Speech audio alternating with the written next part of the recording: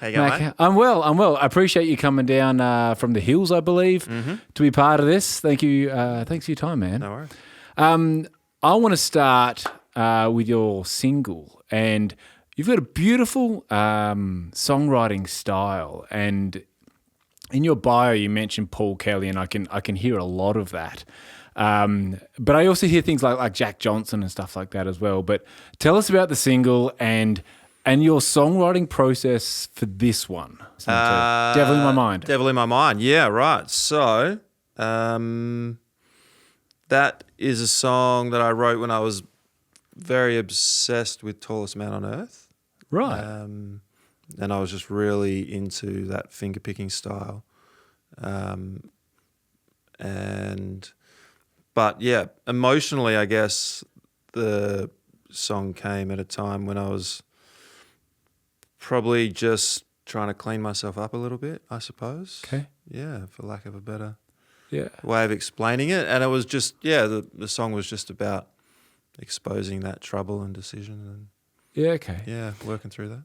Is Paul Kelly an influence? I wouldn't necessarily say in that one so much, but people hear, Paul Kelly is just the most common artist that people will talk to me after a gig and go, oh, we really like the resonance with Paul Kelly that you're exploring. And some, I have been, I guess that particular song, that's a 2-minute song. I feel like it's a little bit more of I guess it's a roots pop song kind of in its format, but a lot of my other stuff is a lot longer form and a lot more of a story. Yeah. And so that's probably where the Paul Kelly leanings. Great definitely Ocean Road. Yeah. Just the narrative of that, and Viola too, and Two classic examples. Yeah, but I definitely still heard it, Devil in My Mind. The actual process of writing, and you've been writing songs for a long time. Overdrive was a 2011 winner. Yeah. That's a long time ago. So you've been writing for a long time. How do you actually write? What's your process? Well, yeah, to be fair, these days I try not to write too much. Okay. Because I'm like,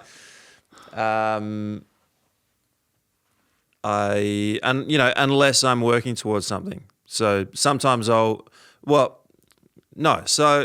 it's a complex arrangement. I know. If the button gets flicked and I find myself writing, then I'll just run with that until the flame wears out, runs out of oxygen. And that could be an hour or it could be 3 weeks, And so I do put a lot of importance on that. If it arrives, then I'm like, okay, let's go with that. But I guess compared to different periods of my life where I've just focused on writing all year and just thought about nothing else, I'm not in that phase at the moment. Yeah, okay. Yeah, so. And you've got a studio set up yourself that have you found that helps give you the ability to explore the songwriting process for a track, or I don't know, does it distract, or for whatever reason do you find that you don't write as much because of it? No, I think going back to 2011 with Overdrive, when I made that EP, and in that period I also made a comedy album before I started Overdrive. Yeah, right. And it all just ran in. I was working with a guy, Kitchen Cook Records, Peter Oates, in Freo. And I lived in Freo. Wow. And he was a clever guy. So back at that time, that was my son was born in 2011, my first. So in the 3 years leading up to that, and I didn't have children, I was gigging hardcore, recording 1 day a week or 1 day a fortnight with Pete. Yeah, wow. And I did that for a couple of years with him. Yeah. And at the end of that process, I realized that I was very interested in the production process. Yeah, cool. And I saw that like there was access to so much songwriting in that side of it, you know, like I mean, I'd always played with Logic and stuff like that before that, but it never became very articulate at the computer. So, Yeah, okay. but then, I just thought that was like such an interesting side of songwriting. Yeah, right. So I think it enhances it more than anything. Yeah, cool. Yeah, I was just going to say, like, I've recorded with Pete a few times, and I know Pete quite well. I probably have done the bulk of my recording with Pete, and I have been in the studio this year with him again. So yeah, Pete and I don't go as far back as what you guys do. Well, I haven't done another song with him since then. Yeah, okay. Not for any particular reason, but I often, every couple of years, I think to myself, I should really just go there and just do a track, you know, just for old time's sake. But and one of on your list, you got a collab there with Tijuana Cartel, Down Under, which is a very cool arrangement. And I found myself almost like drifting into it for the back half of that. That was a cool little space to get into. How did that come about? Well, I'd always listened to a lot of their music, and then when I was DJing at Rockin' the Roots on RTRFM, I just found like there's a couple of tracks that come through from different artists, and I found myself always wanting to play the Tijuana Cartel remix. Yeah, right. And then so I just really thought it would be cool to do one. So yeah, one day I shot him an email and cool. we did it. So what was your involvement in that? Well, I'd recorded the acoustic single. Yeah. So and that was very, very stripped back. So I just sent him the bass, guitar, and the vocal stems. Yeah, right. And just said, go for it, man. Do whatever you want to do. Cool. And he did that in a day. So it was pretty amazing. Yeah, unreal. Now you've got a single that you are working on, is about to be released. Yeah. Well, I'm in the middle of releasing an EP, so 2 singles are out. Brilliant. Next one's coming. Cool. Yeah. Tell us about it. Magic Potion is the name of the EP. I was very lucky a couple of years ago. Sundown Studios in O'Connor basically gave me like a 7-day credit at the studio. Wow, cool. Courtesy of the owners there. And set me up with a couple of guys to work with. And I just, recorded 5 songs. So that was super cool, and I learned so much. And so it's been a slow process getting it out, but I just had to wait for the right time, you know, like when I had enough time to put the energy into making some content and all that kind of crap that comes along with it these days, you know. With your skill set, you've been doing this a long time, right? You've got miles of experience performing live and writing songs. You know, you've played Nan Up, Blues at Bridgetown, Blossom, and all these sorts of very cool WA festivals. Do you find that there are things that you want to or need to work on, or skill sets that you think that you want to improve on? I don't think that ever stops. I think that's probably what keeps me going the most, I suppose. Yeah, right. Is my own drive to hear a gorgeous output. You know? I mean, I think I would be as busy. Well, something that COVID taught me was that I actually did not need live performance. And I stopped when we all stopped for a little while. Like, I must admit, it didn't crucify us over here, did it really? No. But there was that period where there was pretty slim pickings for a while, and I just found myself playing more than ever at home, and I realised I wasn't free jamming that much because I was gigging so much on the weekends, and then because I was doing that, my other time would get allocated to the family or to work or whatever. And then when we pulled back on that, I was just playing like double the amount, and I was just like, oh yeah, this is good. Yeah, And, cool. so since then, I changed my strategy, I suppose, Yeah, okay. from a career point of view. And so with the EP or with any song that comes out, do you set expectations of like what you want a song to do for you? Well put, because a good friend of mine, Tim, bumped into him at Nanup and he said, "Oh, you seem to do all right with the releasing process, Matt. I don't know how you handle it." And my answer was, I just don't expect too much from it. Yeah. I just put it out. It's for me and my friends. And, Yeah, right. if anything else, if they sort of spray out and have their own lifespan, that's a bonus. But I don't know I don't know if I enjoyed it more before social media or after. Yeah, okay. They're different worlds. I think it felt a bit easier to get satisfied pre-streaming because you would do a show and people would buy CDs. You know, and sometimes you missed out. Sometimes you sold 3 or 4. Sometimes you sold 20, and it became like this litmus for the show, or your audience connection. And so I don't know, but I don't know if that's any better than putting a song out and getting your streams or 50 likes. Or Do you think there's any part that, and I was gigging in late 90s and early 2000s, and there was nothing to really compare it to. There was almost like you've got the gig, you've got the moment that you're in. There isn't a device you look up and see 50 other gigs of what other people have done the same weekend to compare it against. Do you think is there any of that? Like you can enjoy it for exactly what it is in that moment without comparison? Yeah, well, I think the only way to connect with people was in real life. So there was, there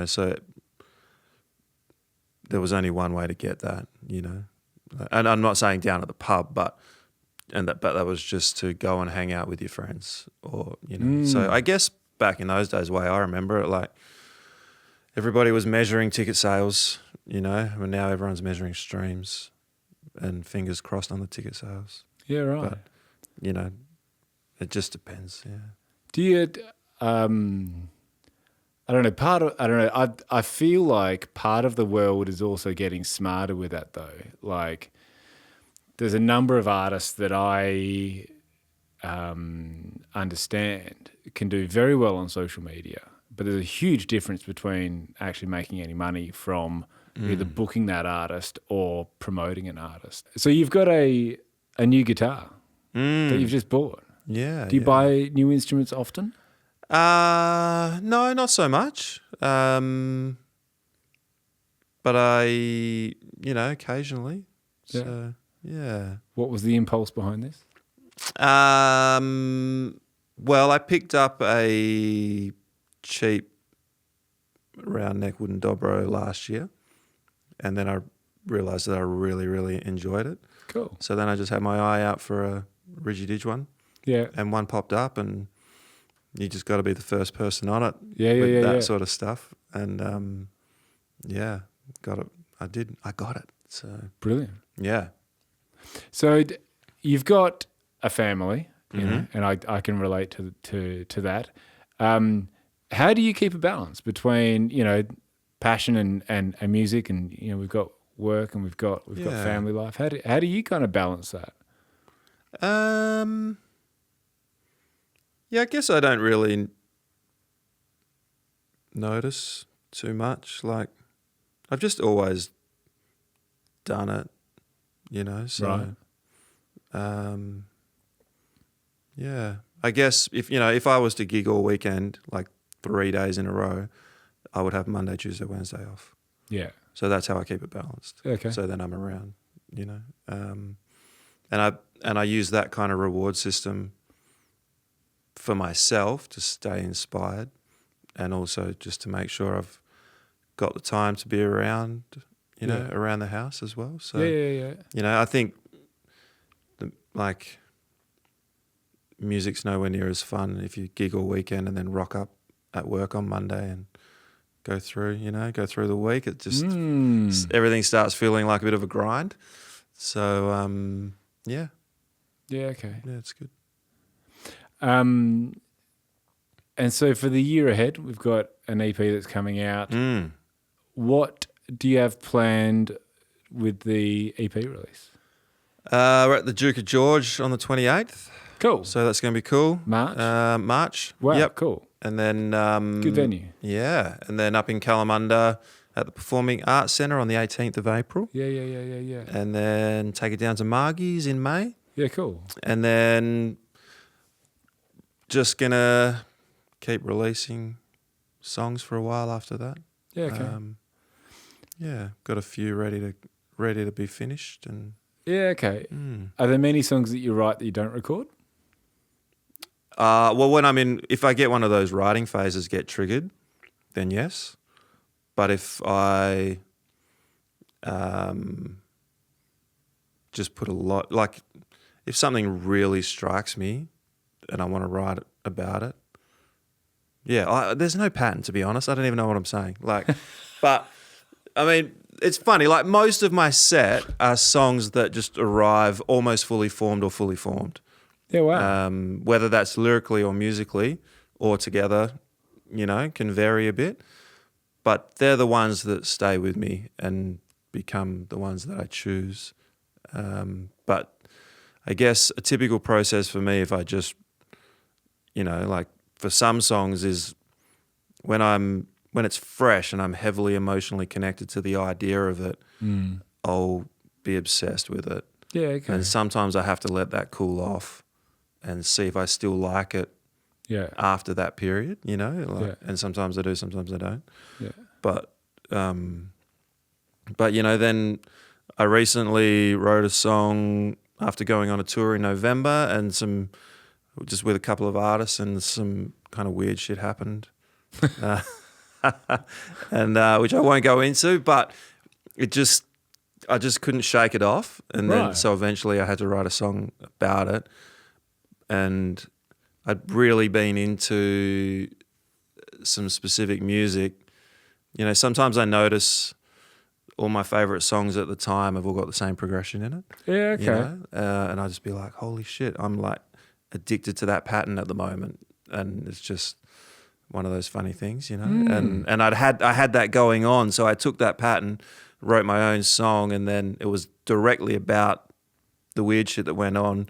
So then I was like, yeah, okay, but it's not going to be cool if I expose that.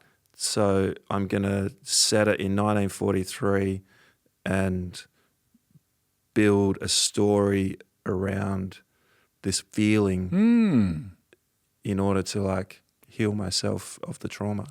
That's cool. You know what I mean? And I do. Yes, I do. Yeah, and so that song, and then I like a couple of mates, you know, threw in there too, Bob, on a couple of bits on the song, and we got it really strong. Wow. And so that, I'm very excited to record that one. Yeah, okay. But I've got to get through this EP process first. Yeah, right. It's all-encompassing at the moment, you know. Have you ever, and do you ever plan to tour outside WA? Like, yeah, I would like to, and I had hoped maybe this year would be the year, but the couple of avenues that I explored didn't really come back with any positive attitude towards it, and then so I was like, oh, I'll just wait, and then I get quite busy with things anyway, so it's definitely on my radar. Just waiting for the right opportunity, really. Yeah. So, I mean, last year was so big, it's hard to work out what the heck to do after that, you know, because, so just get through these EP launches and fingers crossed they're really good. Yeah. And then I can springboard off that into something else, but no plans at the moment, probably just studio time, I think. Yeah, okay, fair enough.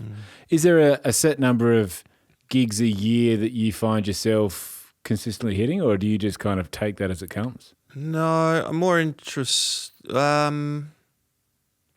No, I don't think of it like that. Like I feel like I came out of the period of my life where I was gigging to get better at gigging. Right. Not to say that I don't still need to get better, but I just felt like that was not a necessary focus anymore. And so then I was like, I think output is more considered at the moment. Okay. So yeah. And I, the venues that you're playing at, do you find that you resonate with them because that's where, you have found your patch? You found that, your zone, like, there's a reason why you're not playing in, I don't know, Collie and Albany or wherever, do you find that you gravitate to them because you have really good experiences and you've built really good connections with those people? Yeah. Yep. I think typically my life as a traveling musician has just been someone will see me and go, oh, I've got a venue over here, or, a winery or a brewery or a pub or whatever it is. And then I'll end up playing there on rotation for however long. And I've always done that with originals, so I was satisfied and just kept doing that. And so now that there's still a little bit of that, but I'm just not as interested in driving to Albany as I may have been 10 years ago. Yeah. There was a period where I played there monthly. Yeah, wow. And I'd drive down, play the gig, drive back the next day. Try and have another gig somewhere on the way, but not always, I just, the money was good and it was exciting, but now I couldn't think of anything worse. Honestly, it's okay if we, are going on a family holiday and then I'll play down there and look for a good event or a house concert or something. But just not really doing that kind of thing anymore. No. So. Yeah. But not to say I won't again. Yeah. You just don't know. Yeah. Cool. So, yeah. And you're going to play a song for us? Yeah, let's do that. I'm very excited for this. Is it going to be a surprise, or can you tell us what you're going to play? No, that's cool. I think I'll play Magic Potion, which is the title track off the new EP. Yeah. This is a song that I wrote on the beach a couple of years ago. Yeah, cool. We were all camping on the beach for Which a few beach? days. I can't remember the name of the beach, up past Jurien Bay. There's like Wedge or something up there.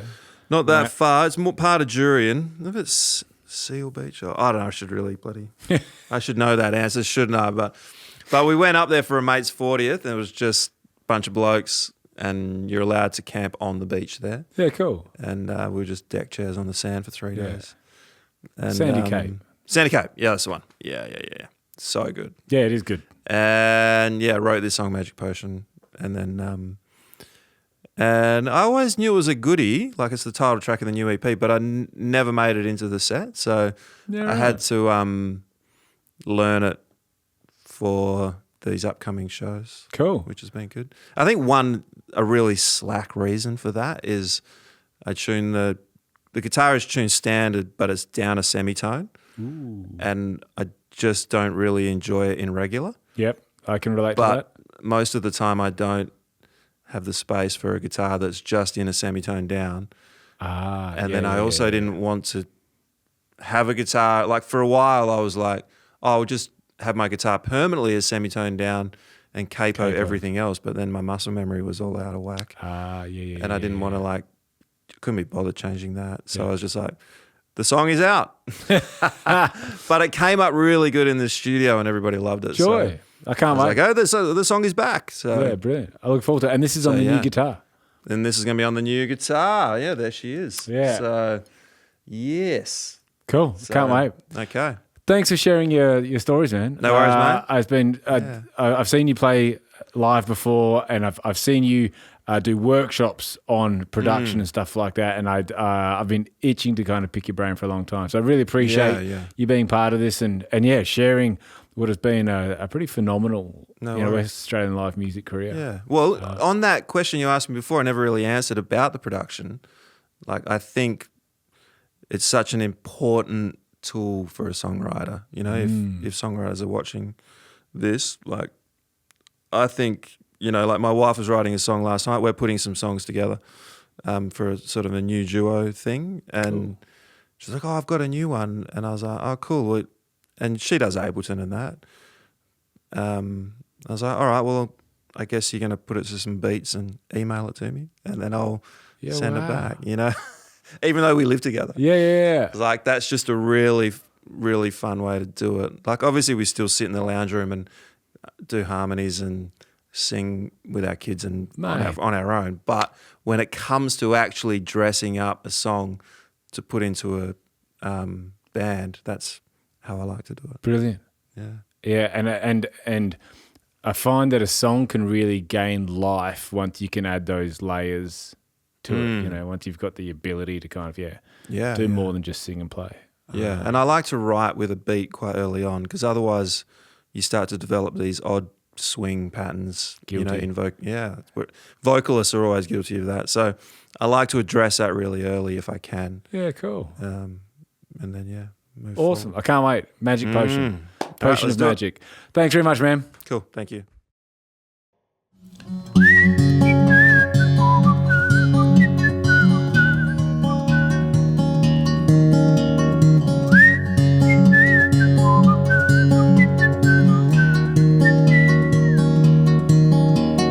Lay me down at the foot of a mountain, lay me down. And lay me down at the heel of a tree, come on, lay me down.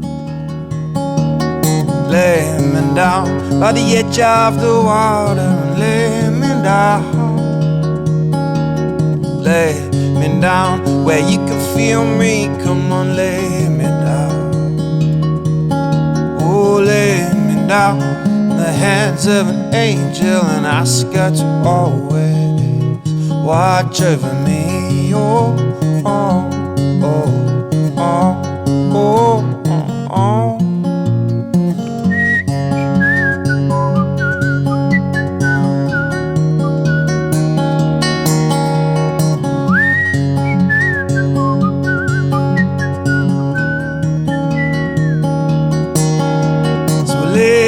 Down where the sparrows dance on water, and lay me down. And lay me down in a crystal cave by the sea, come on, lay me down. And lay me down after a tea and magic potion, and lay me down. Oh, lay me down on a bed by the ocean, and lay me down. Lay me down in the heart of a river, and ask her to always wash over me. Oh, oh, oh, oh, oh, oh, oh.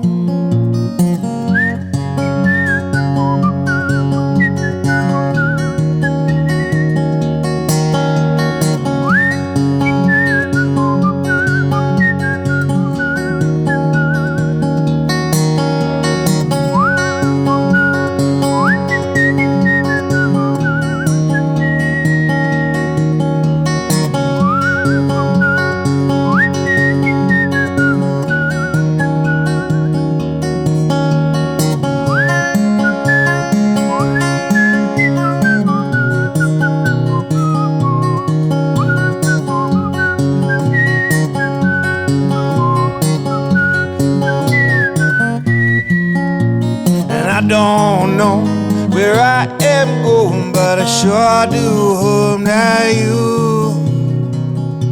will shelter me.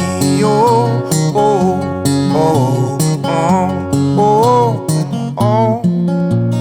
I don't know where I am going, but I sure do hope that I will be free. Oh, oh, oh.